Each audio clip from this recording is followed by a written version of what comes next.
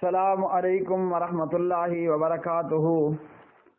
جی میرے پیارے بھائیوں، اسلامی عقیدہ کتاب و سنت کی روشنی میں آج اس سلسلے میں دوسرا سبق ہے، اسلامی عقیدہ کیا ہے، کتاب و سنت کی روشنی میں ہم یہ پڑھتے ہیں۔ کل کا سبق ہم نے ختم کیا تھا امام حسن بصری رحمہ اللہ کے اس قول پر کہ ایمان ظاہری زیب و زینت کا نام نہیں ہے، بلکہ دل کی گہرائیوں میں پائی جانے والی چیز اس کا نام ایمان ہے، جس کی تصدیق عمل کرتا ہے۔ آج کا سبق ہے سوال نمبر 3، تمہارا رب کون ہے؟ رب کا معنی پیدا کرنے والا، اور جتنی بھی ضروریات ہیں کھانے پینے اور دیگر معاملات کے تعلق سے ان تمام کو پورا کرنے والا۔ تو رب کا معنی پیدا کرنے والا اور پرورش کرنے والا، ضروریات زندگی، ضروریات مخلوق کو پورا کرنے والا۔ جواب، میرا رب اللہ ہے، اور اللہ تعالی وہ ذات ہے جس نے مجھے پیدا کیا اور اپنی نعمتوں سے میری اور تمام مخلوقات کی پرورش کی ضروریات کو پورا کیا۔ وہی میرا معبود حقیقی ہے، اس کے علاوہ میرا کوئی معبود نہیں۔ میرا رب اللہ ہے جس نے مجھے پیدا کیا اور میری اور تمام مخلوق کی پرورش کی۔ اس پر دلیل فرمان باری تعالی ہے، اعوذ باللہ من الشیطان الرجیم، الحمدللہ رب العالمین، تمام قسم کی تعریفات اللہ ہی کے لیے ہیں جو تمام کائنات کا رب ہے، یعنی پیدا کرنے والا، پالنے والا۔ سوال نمبر 4، تمہارا دین کون سا ہے؟ جواب، ہمارا دین اسلام ہے، اور وہ کتاب و سنت کے بیان کردہ تمام ہی عبادات اور اطاعت کا نام ہے۔ دین کیا ہے؟ اپنا جان، اپنی مال اور اپنا سب کچھ، اور اسی طرح ہر قسم کی عبادت اور اطاعت کا نام ہے دین، اور یہ ہے ہمارے لیے اسلام۔ فرمان باری تعالی ہے، ان الدین عند اللہ الاسلام، اللہ کے نزدیک دین صرف اسلام ہے۔ سوال نمبر 5، تمہارے نبی کون ہیں؟ جواب، ہمارے نبی حضرت محمد صلی اللہ علیہ وسلم ہیں۔ آپ صلی اللہ علیہ وسلم کی ولادت 9 ربیع الاول بروز سوموار مکۃ المکرمہ میں ہوئی، اور ہمارے نبی پورے عالم کے، پوری کائنات کے، پوری مخلوقات کے نبی ہیں، چاہے وہ جنات ہوں یا وہ انسان ہوں۔ فرمان باری تعالی، قل یا ایھا الناس انی رسول اللہ الیکم جمیعا، اے نبی آپ کہہ دیجئے کہ اے لوگو، میں تم سب کی جانب اللہ کا بھیجا ہوا رسول ہوں۔ اور ہمارے نبی جن کا نام نامی اسم گرامی محمد ہے، آپ کے والد بزرگوار کا نام عبداللہ ہے، آپ کی والدہ کا نام آمنہ ہے، آپ کے دادا کا نام عبد المطلب ہے۔ ہمارے پیارے نبی صلی اللہ علیہ وسلم صرف مکہ والوں کے لیے، صرف مدینہ والوں کے لیے، صرف عربیوں کے لیے، صرف اجمیوں کے لیے، صرف انسانوں کے لیے نہیں، بلکہ فرمایا انی رسول اللہ علیکم جمیعا، تمام کے لیے رسول ہیں، چاہے وہ جنات ہیں۔ اور ہمارے نبی کے بعد نہ کوئی نبی آئے گا، نہ کوئی رسول آنے والا ہے۔ ہمارے نبی انبیاء اور رسل میں سب سے آخری نبی، سب سے آخری رسول ہیں۔ فرمان باری تعالی، ما کان محمد ابا احد من رجالکم ولکن رسول اللہ وخاتم النبیین، محمد صلی اللہ علیہ وسلم تمہارے مردوں میں سے کسی کے باپ نہیں ہیں، محمد صلی اللہ علیہ وسلم صرف اللہ کے رسول ہیں اور خاتم النبیین ہیں۔ پیارے نبی صلی اللہ علیہ وسلم کو منصب نبوت اس وقت ملا جب آپ پر اللہ سبحانہ و تعالی کا یہ کلام نازل ہوا، اقرأ بسم ربک الذی خلق، اقرأ بسم ربک الذی خلق، اے نبی آپ پڑھیے اپنے رب کے نام سے جس نے آپ کو پیدا کیا۔ اقرأ بسم ربک الذی خلق، پڑھیے اپنے رب کے نام سے جس نے پیدا کیا۔ کس کو پیدا کیا؟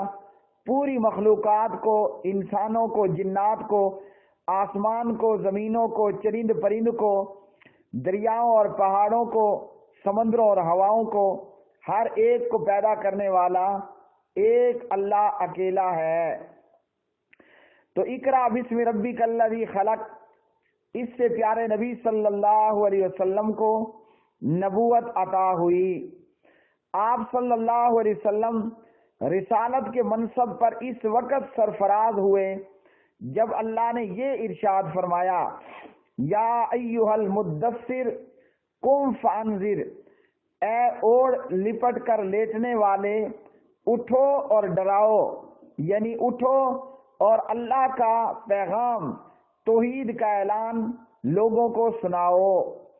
جب ہمارے پیارے نبی صلی اللہ علیہ وسلم 40 سال کے ہوئے تو آپ پر وحی نازل ہوئی، اقرأ بسم ربک الذی خلق۔ نبی صلی اللہ علیہ وسلم 13 سال مکہ المکرمہ میں رہے۔ پیارے نبی 13 سال مکہ کی وادی میں رہے اور مکہ اور گرد و پیش کے علاقوں میں آپ صلی اللہ علیہ وسلم نے توحید کا پیغام پہنچایا۔ پھر آپ کو ہجرت کا حکم ہوا اور آپ مدینے کی طرف، یثرب کی طرف ہجرت کر کے آئے۔ آپ کے آنے سے اس یثرب کا نام، جو بیماریوں اور مصیبتوں کا گھر تھا، اس کا نام طیبہ اور تابہ، پاک اور صاف جگہ رکھا گیا، یعنی مدینہ طیبہ، مدینہ طیبہ، مدینہ تابہ۔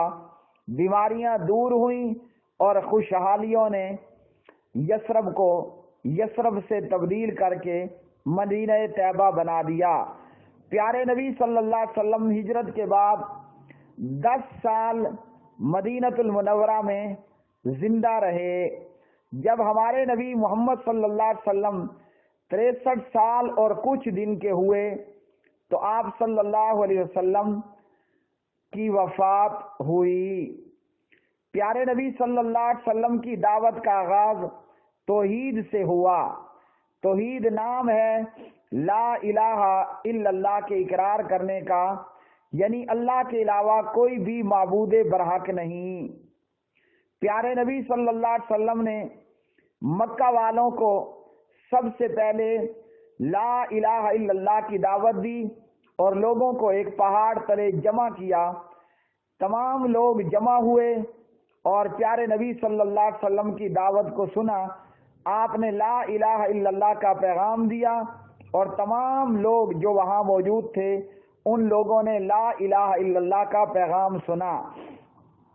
لا الہ الا اللہ کا معنی کہ اللہ کے علاوہ کوئی بھی معبود برحق نہیں، یعنی حقیقی عبادت کے لائق صرف اللہ وحدہ لا شریک ہے، جس کا عرش 7 آسمانوں پر ہے اور وہ رب اپنے عرش پر مستوی ہے جیسے اس کی شان کے لائق ہے۔ لا الہ الا اللہ کا معنی تھا بیت اللہ میں رکھے گئے یہ بے شمار بت اور اسی طرح ارد گرد موجود عرب کے اندر اور دیگر جگہوں پر یہ تمام بت جو پتھروں سے تراشے گئے، جو مٹی کو گوندھ کر بنائے گئے، ان تمام بتوں کی عبادت کی نفی کی گئی۔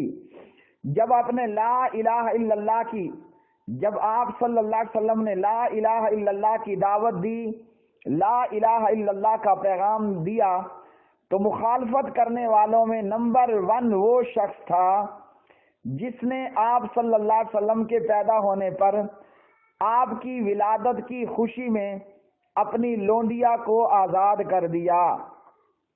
اور جب آپ نے لا الہ الا اللہ کی دعوت دی، یہی وہ شخص تھا جس نے سب سے پہلے پیارے نبی کی اس دعوت اور اس پرامن پیغام کا رد کیا، اور لا الہ الا اللہ کی دعوت دینے پر محمد صلی اللہ علیہ وسلم کو برا بھلا کہا اور بد دعائیں دی۔ یہ وہ شخص تھا جس کا نام تھا ابو لہب، جس کا تذکرہ اللہ سبحانہ و تعالی نے یوں کیا، تبت یدا ابی لہب و تب، ابو لہب کے دونوں ہاتھ ٹوٹ گئے اور وہ خود ہلاک ہو گیا۔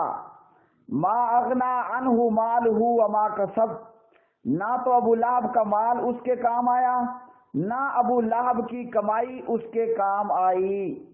سیصلی نارا ذات لہب، وہ عنقریب بھڑکنے والی آگ میں جائے گا۔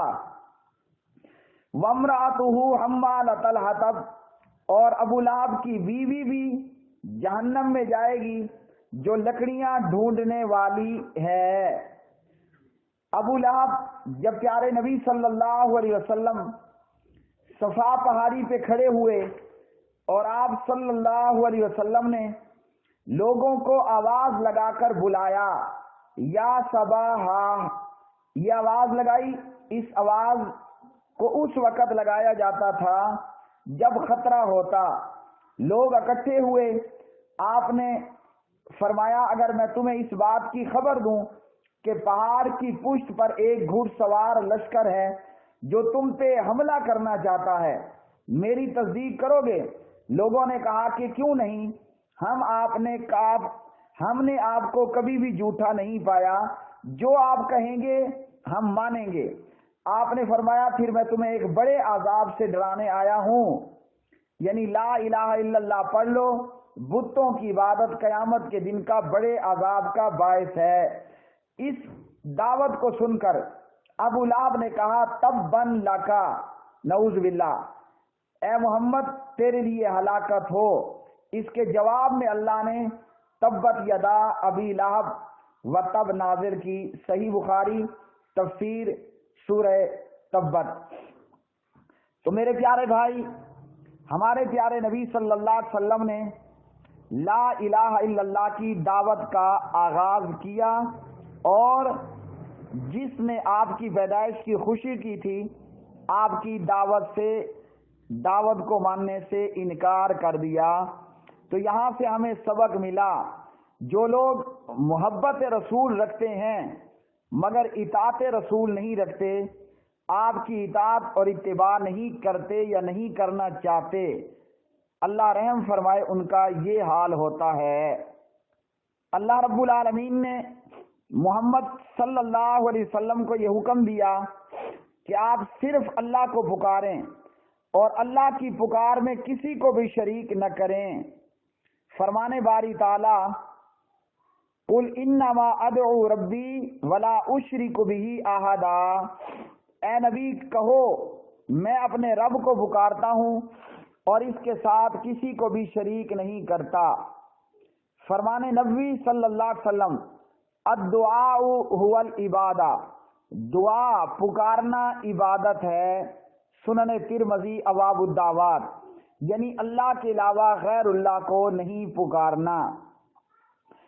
کلمہ پڑھنے والوں پر واجب ہے کہ وہ صرف اللہ کو پکاریں، کسی غیر کو نہ پکاریں، چاہے وہ نبی ہو ولی ہو، صرف پکار اللہ ہی کی کرنی ہے کہ وہی اللہ قادر مطلق ہے، اور اس کے علاوہ مردے اپنی پریشانیاں دور نہیں کر سکتے۔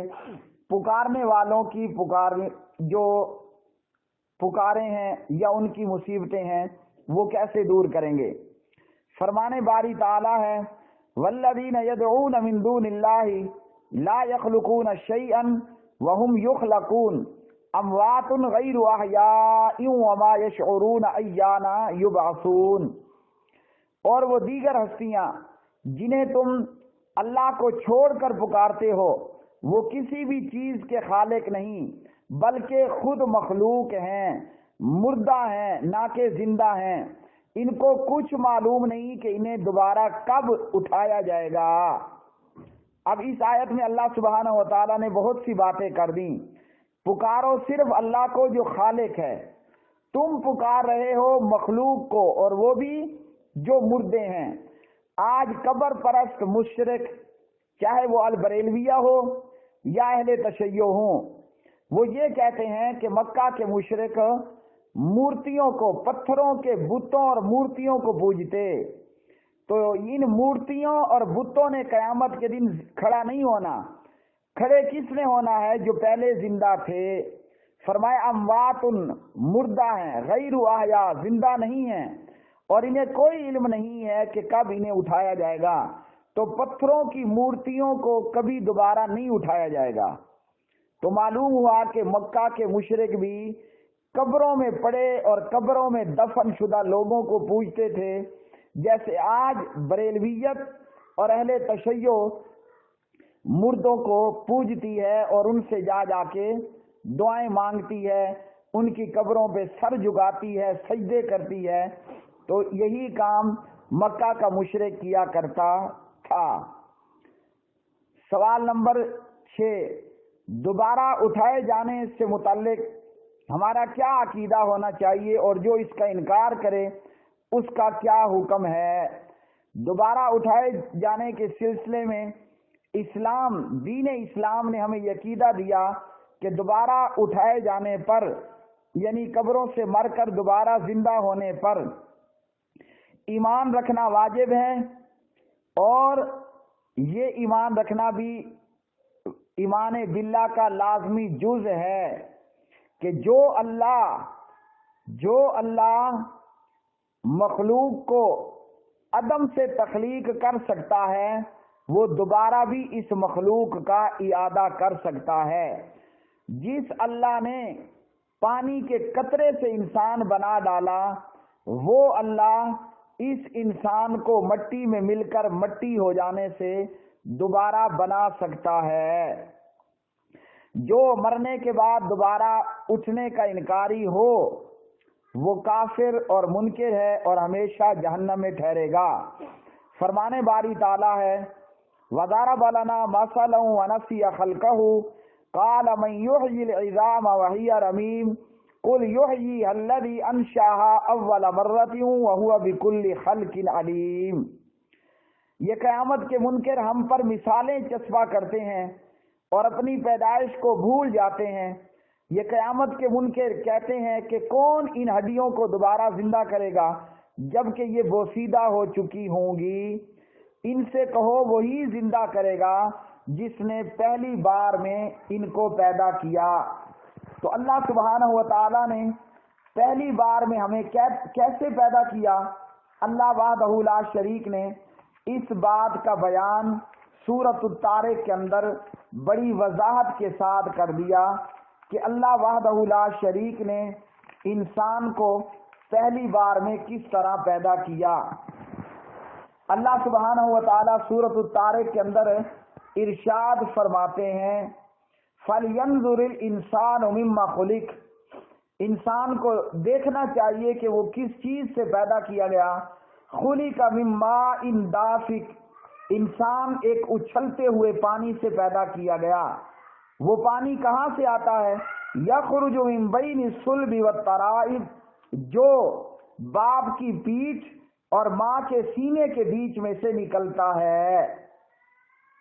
تو اللہ سبحانہ و تعالیٰ نے انسان کو اس پانی سے پیدا کیا۔